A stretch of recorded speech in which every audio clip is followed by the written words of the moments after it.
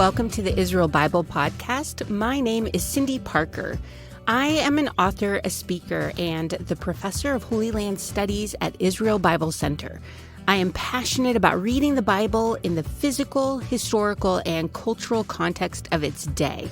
And I love having these geeky conversations with people about new things. In this podcast, I'd like to invite you to join me as I sit down each week with other faculty members of IBC to discover new aspects of the Bible. These are some of my favorite dialogues because as a modern audience reading an ancient text, we know that the Bible does not need to be rewritten, but it needs to be reread.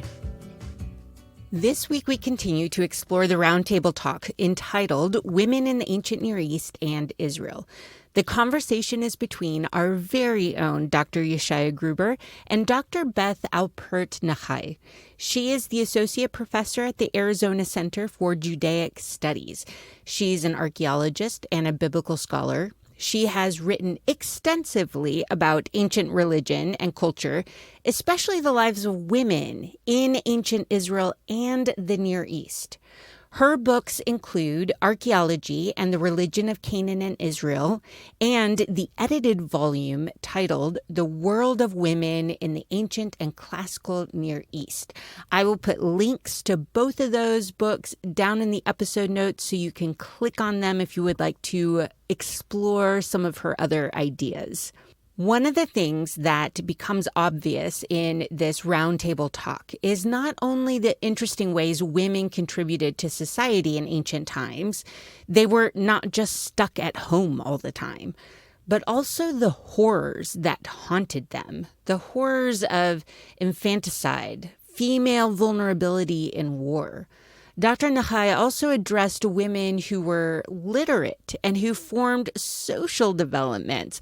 All of this is a really good reason for you to go to IsraelBibleCenter.com and listen to the full roundtable talk because it's not included in this portion of the podcast. We are going to go directly into village life, and Dr. Nakhai has some interesting conclusions about how to understand village organization and how this organization changed between the Canaanite and the Israelite time periods. So what we know of Canaanite culture in the land that becomes Israel and elsewhere is that there was two kinds of systems. One was an urban system where there was a royalty that lived in the acropolis of a beautiful city, and they kind of ran the show. And then there were people out in the villages around. There was kind of an interconnectedness within that territory. But when we get into the Iron Age, there's that social structure disintegrates.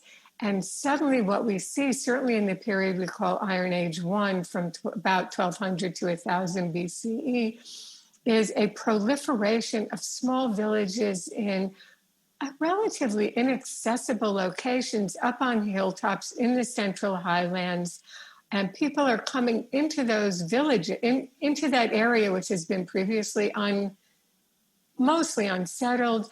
They're setting up hundreds of new settlements, and they're working in cooperation, maybe around a valley or around a particular, using a particular stream, farming a particular valley, but they have a lot of independence. There's no long distance trade. There's no big cities to run their lives.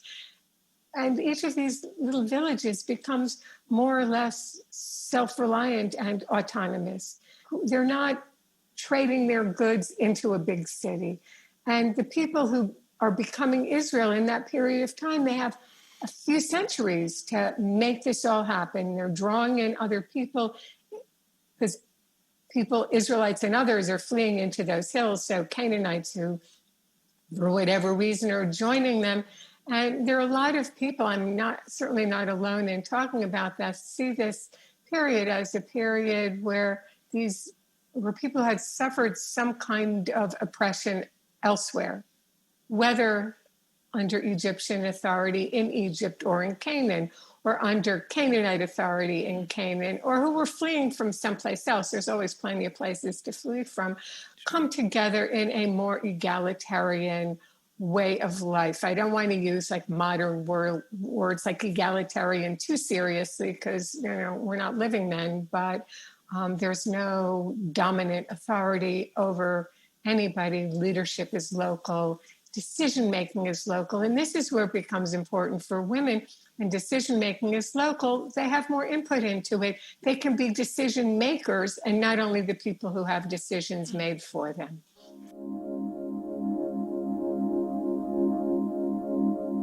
And now we are dipping our toes into early Israelite in the land theories. For years, scholars have debated about how to understand the artifacts on the ground, so archaeology and the discoveries of archaeology, with the biblical conquest narratives in the book of Joshua. We tend to think of the Israelites as a cohesive and singular people group moving into a place and pushing out the Canaanites. The theory explained by Dr. Nakhai, which is generally accepted among a lot of scholars, is that the actual events and people were more nebulous. But along with the general observations that there is a difference in strict urban and village setup that we see from Canaanite times, and how that changed into large collections of localized villages functioning on their own and not under a large city during Iron Age 1, or that would be pre-Israelite monarchy, Dr. Gruber and Dr. Nakhai discuss how the Israelite family structure in the Beit Av contributes to our understanding of how households functioned. Now, I suggest, as always, that you go listen to her explanation in the Roundtable Talk, because it's a good corrective to what we normally imagine. I am going to jump into their conversation about religious beliefs, because the layout of the Israelite villages and the homes now influence how we understand their spiritual practices. Where did people worship? Who participated in worship? And what did they use to worship?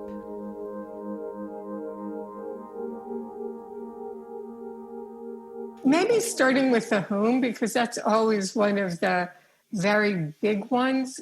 The Bible, of course, talks about Adonai, the Lord, Yahweh in Hebrew, as the deity for Israel, and the deity, of course, in the temple. And that's really what the Bible is about, is the relationship between Israel and that God, that particular God. But the Bible also alludes to the worship of other deities, and always in a critical way. It never wants to support the worship of those deities. But, there's something about, as we already said, about complaining against something that means there must have been going on. So we can imagine, certainly in the temple in Jerusalem, there was worship of the goddess Asherah, because in the book of 1st, 2nd Kings, there are passages that complain strenuously about the worship of Asherah, that condemn, for example, a Gevurah, a queen mother, for supporting the worship of the goddess Asherah, but also that mention women weaving garments in the temple precinct for the statue of the goddess. Other deities are brought in maybe more in an opportunistic way when it was politic to worship Assyrian deities in the temple in Jerusalem. They were worshipped, for example, in the time of the king Ahaz. Looking at households, in some ways it's very difficult to say which deity is being worshipped. As we know, of course, the Bible is quite clear about this. There should be no images of God. And one thing we don't find in Israel, in general, although not 100%, nothing is ever going to be 100%, is we don't find images, say ceramic figurines of male deities. But we do find hundreds, thousands of female figurines, which many people make the case are images of the goddess Asherah. But in household settings, generally we don't find images at all.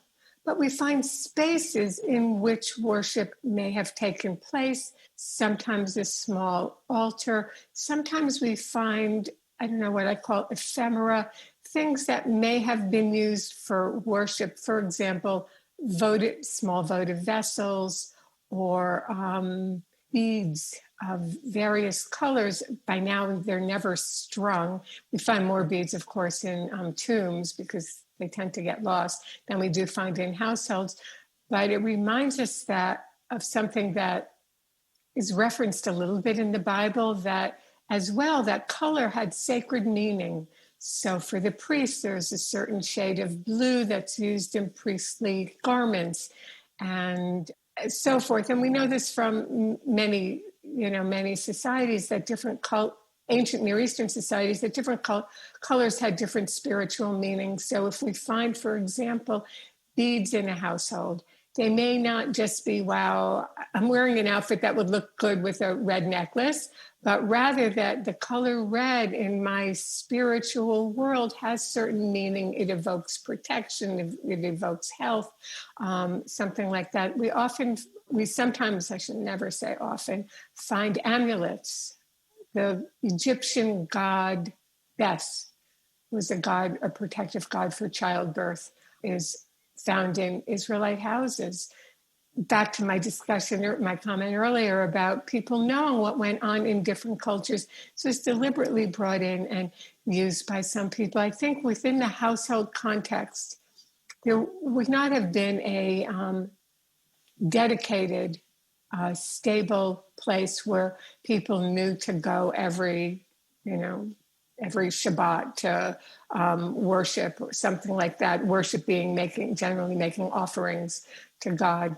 But things could be moved around, taken from one room and put into another room, taken from a storage area and put out into a central place that was accessed by people. So I think there was that kind of community worship that could have taken place in a house, or maybe the house that was the house of the familial elders. I want to say like the grandparents might have been 40 or 45 years old. Life expectancy was pretty short in those days compared to now. And maybe it was those elders who had had a lifetime of experience who would oversee ritual acts, religious worship for all the people in their extended family. Now we're back to that extended family discussion. And so within a housing compound, maybe there was one place that for that kind of worship. It wasn't there visible all the time, but things could be brought out for worship. Space was valuable. It would be put in the closet afterwards. And then women had their own particular issues because women rate of death in childbirth or in consequence of childbirth was high for women. So men on average lived to 40. Women on average lived to 30. Something like a third of babies were dead by the time they were 5. So we only had a 50-50 chance of getting to something like 18. These are generic figures for this period of time, this part of the world, more or less. They're not perfect for Israel, maybe, but they're generally what we know.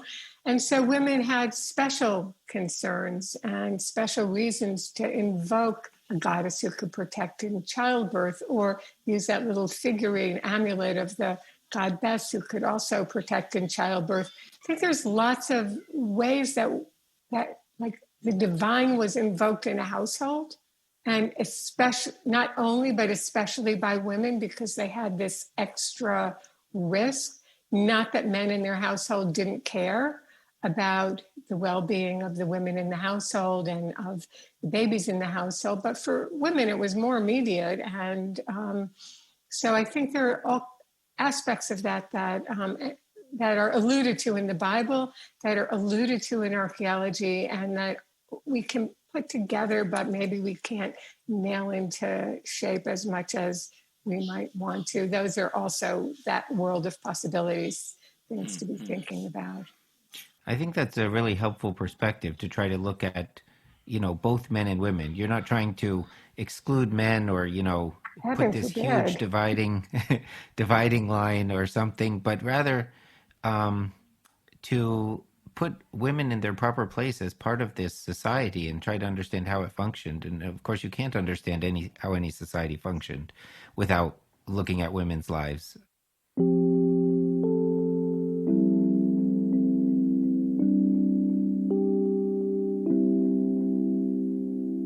What is interesting here is observing the way the book of Judges is written. One of the purposes of the book is to identify the ways Israelite society is falling apart, and it sets up an argument for why the people want a king, something that then later happens in the book of Samuel.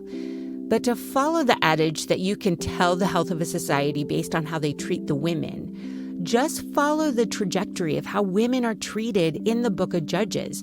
We have the amazing women, Deborah and Yael, in the beginning, and then we have the really disturbing story of the concubine that's cut into pieces and the other young women who are stolen out of a vineyard at the very end of the book of Judges. Now, if you want to follow the specifics of the biblical view of women, you should sign up for the course that Dr. Nicholas Shazer developed at IBC called Women and Gender in the Bible. As always, there will be a link in the episode notes. But if we are thinking about religious practices in the village and in the home, an interesting question arises that Dr. Gruber poses. What was the goal of all of these religious practices aside from protecting oneself? I do think that protective capacity of God who shelters, who carries on eagle's wings, who protects, who saves his people, gives his people freedom, and also gives them a place to live.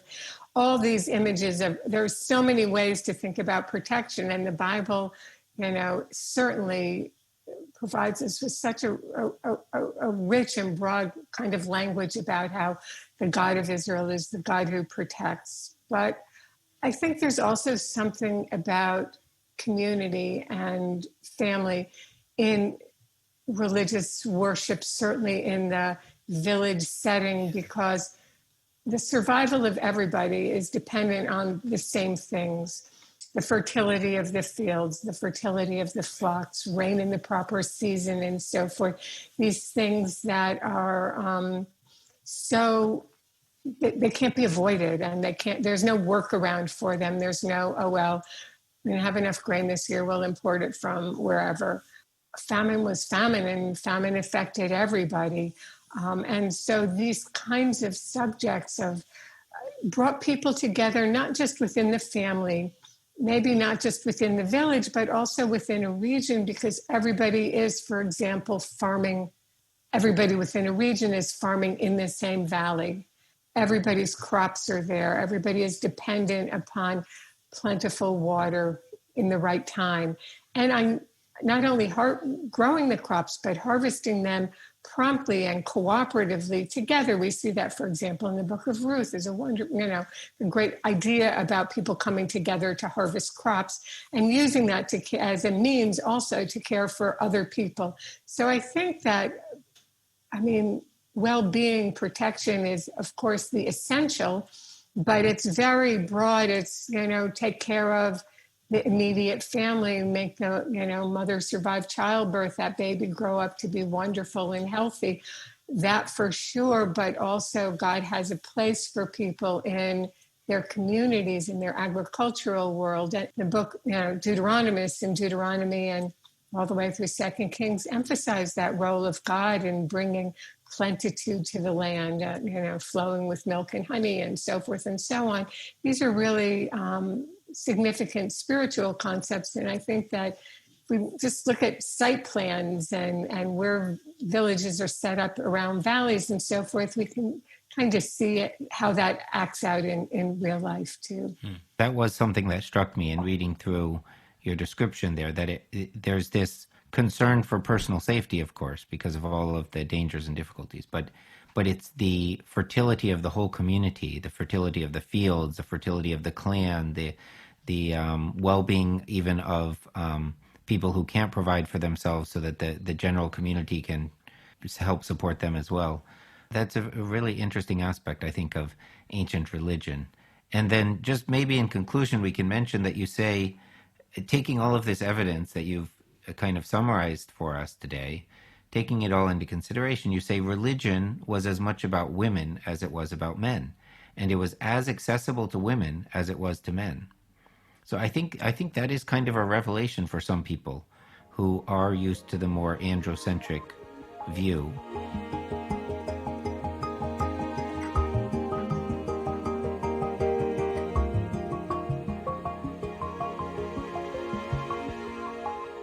To listen to the full conversation and to hear all the bits and pieces I left out, head over to the IsraelBibleCenter.com, where you can listen to this roundtable talk called Women in the Ancient Near East and Israel. While you're there, sign up as a student and start earning credit towards Israel Bible Center certificate program in Jewish context and culture. You can start with Dr. Shazer's course on women and gender in the Bible, although in actuality, you have a huge selection of courses to choose from. Jeremy McDonald with Mason Jar Music is responsible for mixing, editing, and crafting all of the good sounds that you hear. But thank you for being curious about the world of the Bible.